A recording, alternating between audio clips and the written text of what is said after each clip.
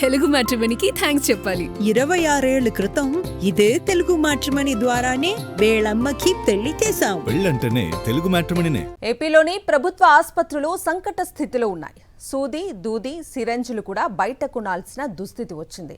వైద్య సంరక్షణలో అత్యంత కీలకమైన బోధన ఆసుపత్రుల్లో తీవ్ర స్థాయిలో మందుల కొరత ఉంది. మందులు, సర్జికల్స్ కొనుగోళ్ల రూపంలో ఒక్కో రోగిపై వందల నుంచి వేలల్లో భారం మోపుతోంది చంద్రబాబు సర్కార్. రోగులకు ఉచితంగా ఇవ్వాల్సిన మందులపై అంతులేని నిర్లక్ష్యం వహిస్తోంది.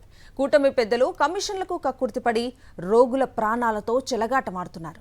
సీఎం చంద్రబాబు నివాసానికి కూతవేటు దూరంలో ఉండే విజయవాడ జీజీహెచ్ పరిస్థితి దారుణంగా ఉంది.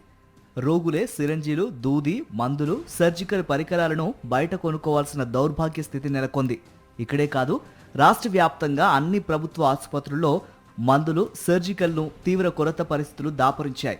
ఆసుపత్రులకు ప్రభుత్వం సరిపడా మందులు, సర్జికల్స్ను సరఫరా చేయకపోవడంతో బయట కొనుక్కోవాలని సిబ్బంది చీటీలు రాసి పంపుతున్నారు.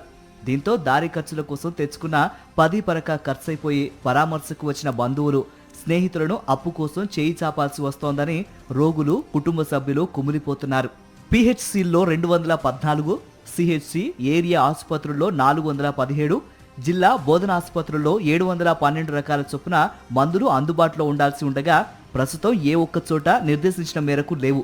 ఇక వైద్య రంగంలో అత్యంత కీలకమైన బోధన ఆసుపత్రుల్లో 372 రకాల సర్జికల్స్ అందుబాటులో ఉండాలి. వీటికి కూడా తీవ్ర సంక్షోభం నెలకొంది.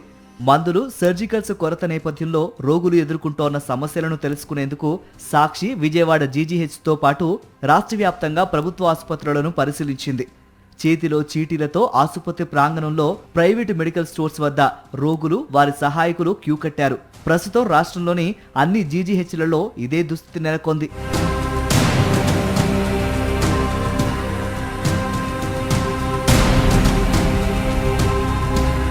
గుంటూరు జీజీహెచ్లో బ్యాక్టీరియా, ఇతర ఇన్ఫెక్షన్ల చికిత్సల్లో వినియోగించే ఎసెన్షియల్ యాంటీబయోటిక్స్ కొరత వేధిస్తోంది. బి కాంప్లెక్స్, మల్టీవిటమిన్ మాత్రలు సరిపడా ఉండటం లేదు. న్యూరాలజీ, కార్డియాలజీ లాంటి సూపర్ స్పెషాలిటీ విభాగాల్లో గతంలో నెల, 2 నెలలకు సరిపడా ఇచ్చిన మందులను తీవ్ర కొరత నేపథ్యంలో ఇప్పుడు వారం, 10 రోజులకు సరిపడా మాత్రమే ఇస్తున్నారని రోగులు ఫిర్యాదు చేస్తున్నారు. ఇక ఉత్తరాంధ్రలో ప్రభుత్వ ఆసుపత్రులకు మందుల సరఫరా సక్రమంగా లేకపోవటం కిడ్నీ వ్యాధిగ్రస్తుల పాలిట శాపంగా మారుతోంది.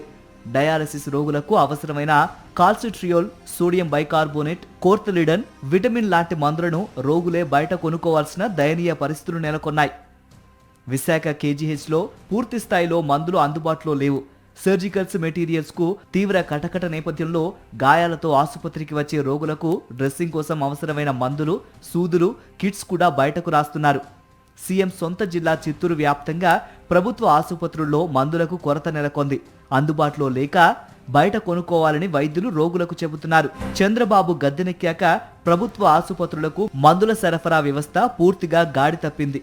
మందులు, సర్జికల్స్ కోసం ప్రభుత్వం కేటాయిస్తున్న బడ్జెట్ ఏమాత్రం సరిపోవటం లేదని సూపరింటెండెంట్లు, వైద్య శాఖ పదే మొత్తుకుంటున్నా ప్రభుత్వం అదనపు బడ్జెట్ ఇవ్వటం లేదు. 2025-26లో కేటాయించిన బడ్జెట్ 3 క్వార్టర్లకే ఖర్చయిపోవడంతో అదనంగా 100 కోట్లకు పైగా కేటాయించాలని వైద్య శాఖ అభ్యర్థించింది. కూటమి ప్రభుత్వం చిల్లి గవ్వ కూడా అదనంగా విదల్చకపోవడంతో ఇతర బడ్జెట్ను అరకొరగా సర్దుబాటు చేసి డిసెంబర్, జనవరి నెలల్లో ఇవ్వాల్సిన పర్చేజ్ ఆర్డర్లను ఏపీ ఎంఎస్ఐడిసి ఫిబ్రవరి నెలాఖరులో ఇచ్చింది.